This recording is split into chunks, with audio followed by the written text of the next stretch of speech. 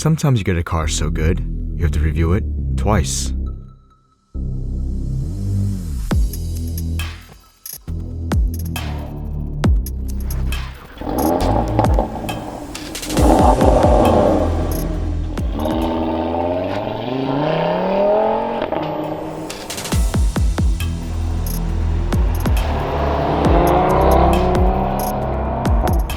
So this is the 2020 Audi TTRS in Mythos Black Metallic. It's got the legendary 2.5-liter 5-cylinder turbo. We already know how much potential it has because, well, we reviewed a Stage 2 TTRS a little while back. Luckily though, today we have a bone stock version. In its unmodified form, the car makes a healthy 394 brake horsepower and 354 pounds of torque. But don't let those numbers and that bubbly body delude you. Even though we're living in the middle of a horsepower war, this car is still plenty quick. They claim a 0 to 60 time of 3.6 seconds and an 11-second quarter mile. But of course, we still want to see the real-world acceleration for ourselves. And that's exactly what we're going to do today. In our usual fashion, we're going to run it down our 3,500-foot-long airstrip for the standing half mile, as well as some of our other popular racing metrics. But before we begin, I do want to talk about the car just a little bit more. The first TTRS I reviewed was a 2018, but for the 2019 model year, there were a few subtle changes, mainly cosmetic.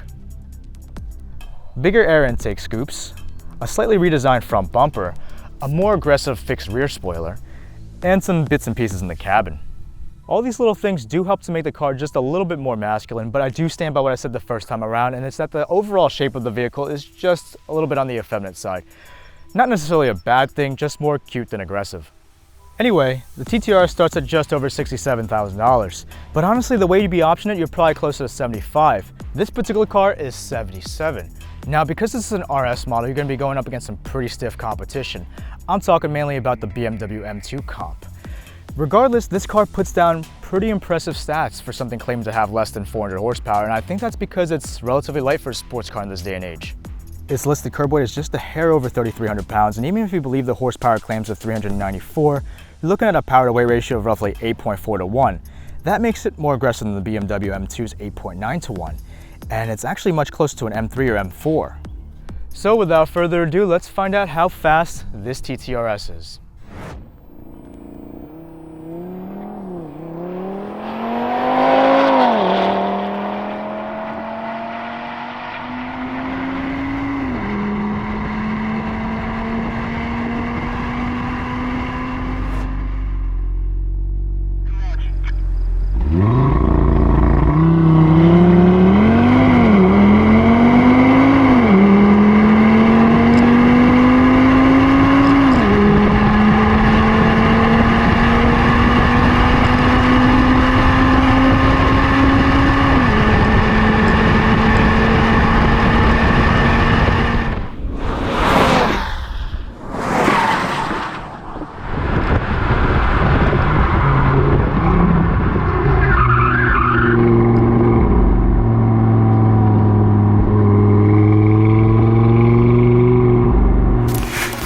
So, we actually learned quite a lot about Audi's 5-cylinder RS engine in stock form during our performance test of the airstrip. The first thing is that it's really picky with fuel, even more so than my C7 Z06, which demanded pretty much the best 93 octane or else it would start to pull timing.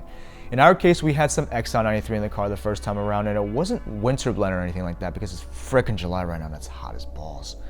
But anyway, the times were just complete garbage.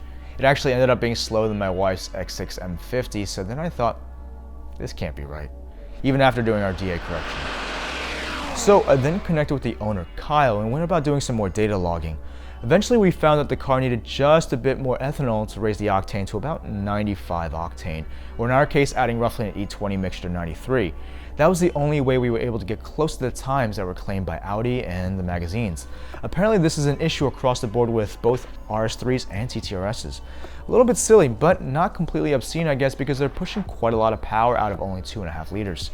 The second thing is that the car is actually faster when you shift the gears manually with the paddles.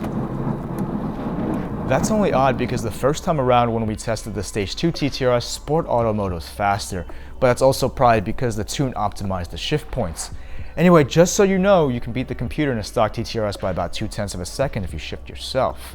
And those will be the times that we show in a bit. The last thing we learned is that the car is pretty damn quick stock. But you probably already guessed that.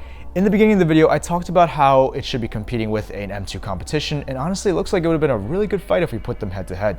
Let's take a look. Let's start with our in-house 40-100. The stock TTRS ran that in 6.65 seconds, which is almost identical to the M2 competition here.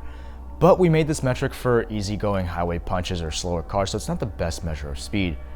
Things get a little bit more interesting with the 60-130, where the TTRS pulls ahead with an 11.58 second time, which is a good 0.4 faster than the M2 comp, and frankly, it's in some pretty healthy company. Next up, we have the half mile, which is where the big kids play, and here trap speed is what matters. The TTRS did it in 141.77 miles per hour, which is pretty damn quick, and that means it's got a lot of top end for a small displacement car with all-wheel drive. We don't have data for the M2 comp here because we weren't as thorough with our testing back then. Keep in mind that these times are with the E20 plus 93 mix, so it's as good as it gets. You don't want to see the ones on straight 93 because it's pretty embarrassing. Anyway, let's move on. The quarter mile happened at 11.76 at a little bit over 117 miles per hour, which is right on par with car and driver's time, so I feel comfortable with that. Interesting that the ET is identical to the 718 GT4. The Porsche definitely has more top end though. Real life 0 to 60 happened in 3.61, and keep in mind that we don't do the 1 foot rollout, so it's about a few tenths slower than a magazine time. But it's cool that it's among some of the fastest cars we've tested 0 to 60 so far. Real life 0 to 100 is the same story. No 1 foot rollout, but it's still hella fast at 8.76. Hard to beat these all-wheel drive cars and their perfect launches up to 100 miles per hour.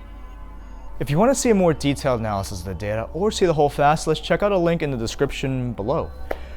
I know that the TTRS is a few years old now, but I really just wanted to see the capabilities for myself. More of the story is, the TTRS is still a crazy performance value. You can get them for around 65-70 grand on the used market as of today, but even new, it's still holding its own. Once you start throwing mods on the car though, that's where it really shines, because I think a stage 2 car actually dusts my old C7 Z06 from a standstill and maybe from a roll to 130. Only one way to find out, but unfortunately we can't because I sold my old car. Hope you all enjoyed this video, and I'll catch you on the next one.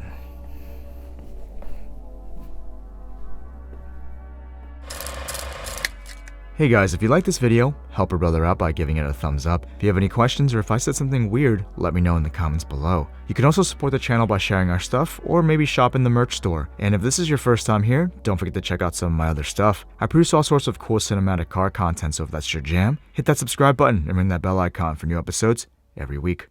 Thanks for watching.